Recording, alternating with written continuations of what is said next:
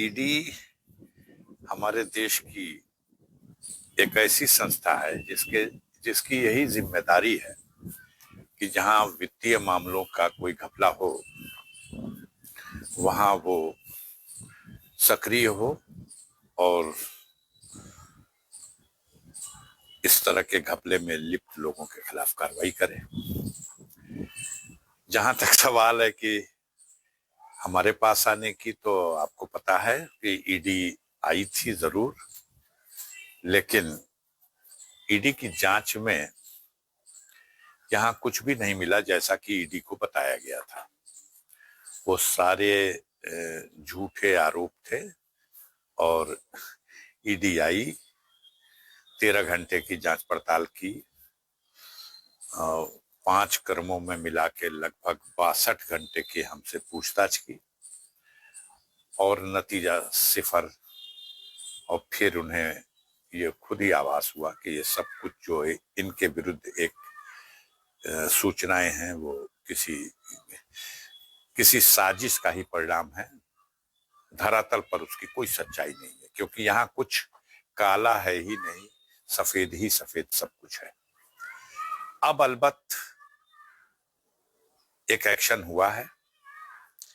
आपको याद होगा पिछले दिनों जब आज से लगभग 10-15 दिन पहले हम जखनिया विधानसभा क्षेत्र में एक सड़क का लोकार्पण करने का कार्यक्रम था, उस दिन भी मुलाकात आपसे हुई थी और मैंने इस घोटाले के संबंध में आपके सामने बात कहा था।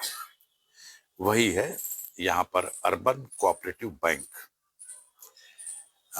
इसमें करोड़ों रुपया जो आम उपभोक्ताओं ने, खातेदारों ने जमा कर रखे थे अनेकों संस्थाओं में, जो यहाँ खाते थे, उन लोगों के पैसे जो जमा थे, एक बैंक को बंद कर दिया गया और करोड़ों रुपया उन खाता धारकों का जो इस बैंक में जमा था वो लूट गया। इतना ही नहीं, फिर ऋण देने के नाम पर और ऋण लेने के नाम पर भी इस टीम ने बहुत बड़ा घोटाला किया है। इस टीम को हमारे जनपद में यह फिजा बना दी गई थी और बड़े गर्व से कहा जाता था कि यह कोऑपरेटिव गुरु हैं ये लोग, और कोऑपरेटिव गुरु के हैसियत से इन लोगों ने जो हमारे कोऑपरेटिव सिस्टम है उसको एक भ्रष्टाचार का जीता जागता अपना साधन बना लिया था। अब हम उम्मीद करते हैं कि जो इन्फोर्समेंट डिपार्टमेंट का छापा पड़ा है, यहाँ के लोकल पुलिस और प्रशासन जो उनके गुनाह पर उस गुनाह में सम्मिलित होकर के, गुनाह करने वाला ही गुनाहगार नहीं है, गुनाह पर पर्दा डालने वाला भी उतना ही गुनाहगार माना जाता है। एफआईआर तो हुई, लेकिन उस एफआईआर पर एक्शन क्या हुआ? उत्तर प्रदेश की पुलिस नहीं गिरफ्तार करी उनको, वो यहीं बैठे हुए हैं और यहीं बैठ करके अपने गुनाहों को किस तरह लिपापोती की जाए इसका प्रयास चल रहा था।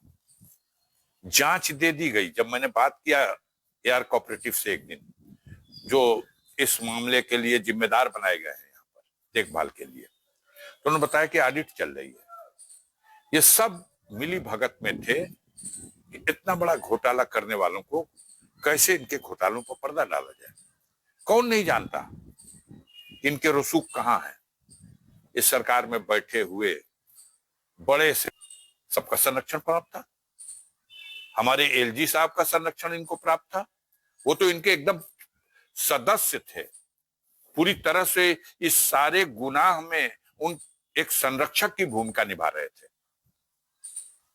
अब ईडी आई थी, छानबीन की, ले गई पटना में, उनको अदालत के सामने पेश किया गया, वहां से कस्टडी रिमांड मांगी गई और अब देखिए रहस्य से पर्दा उठना। हमें उम्मीद है कि गवर्नमेंट में बैठे हुए लोग,